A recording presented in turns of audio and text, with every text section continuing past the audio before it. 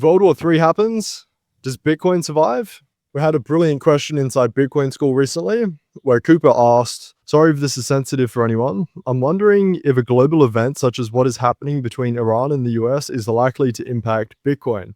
What are the effects that can come from an event like this, if there is any? Before I read my reply, some quick context.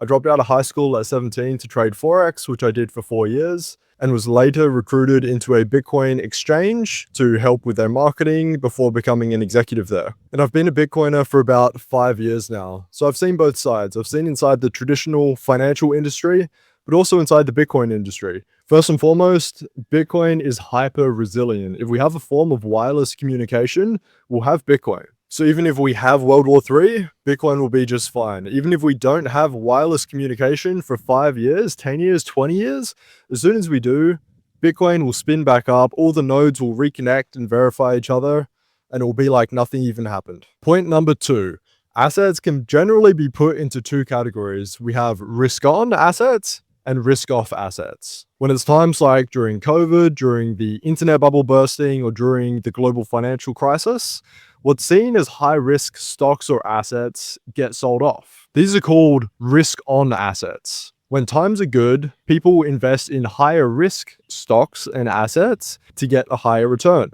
like high-growth tech companies or newer innovations. But when times get tough, these high-risk assets get sold for low-risk assets, such as gold, US dollars, or government bonds. So Bitcoin, being a relatively new innovation and competing form of money to that of gold and the US dollar, is still seen as a risk-on asset, something like a high-risk tech stock that needs to be sold off in people's portfolios when times get tough. Point number 3, when this happens, price goes down and actually creates the best value buying opportunities for those that believe in Bitcoin and understand that it has the most superior properties of money.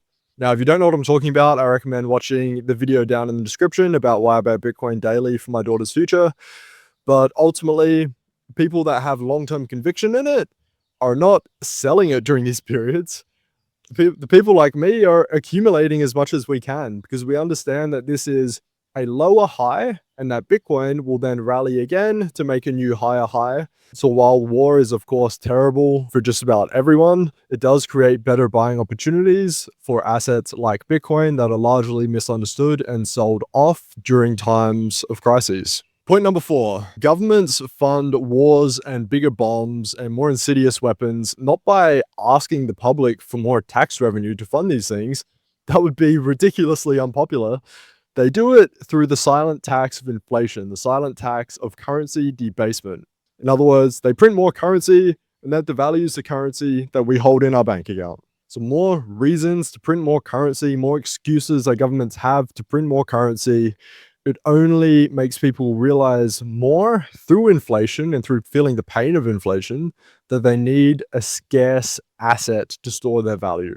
Because if something has an infinite supply over here and you're saving it and you're realizing that you're getting burned because what bought you 12 eggs now buys you 3 eggs, then it's the logical conclusion that you need the opposite. We need something that has an absolute fixed supply. That is what is going to store our value the best in the long run. It's like on the one side over here, you have a bucket absolutely riddled with holes that as soon as you put water in, starts leaking out and it's only a matter of time before it's drained completely.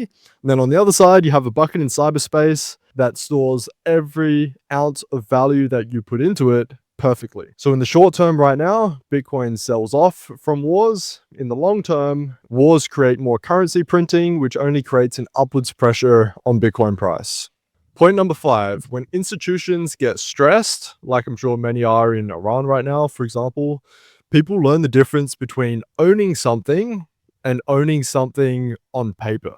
While much of Iran is without internet at the recording of this video, Bitcoin is the only asset that you can take with you and escape Iran if you want to, without physical risk of it being stolen, because the key to your Bitcoin, the password to your Bitcoin, can exist only in your mind. It's the only asset on earth that has this superpower. And personally, in the last few years on my travels throughout Southeast Asia, I've heard stories of people that escaped Ukraine with their Bitcoin when others that they knew left with nothing. So that is my answer to war's impact on Bitcoin. If you agree, if you disagree, drop a comment. I'd love to hear about it. And if you want to learn about Bitcoin, I've got a free step-by-step guide inside Bitcoin School. You can find the link to that below. Hope you enjoyed this video. Catch you in the next one.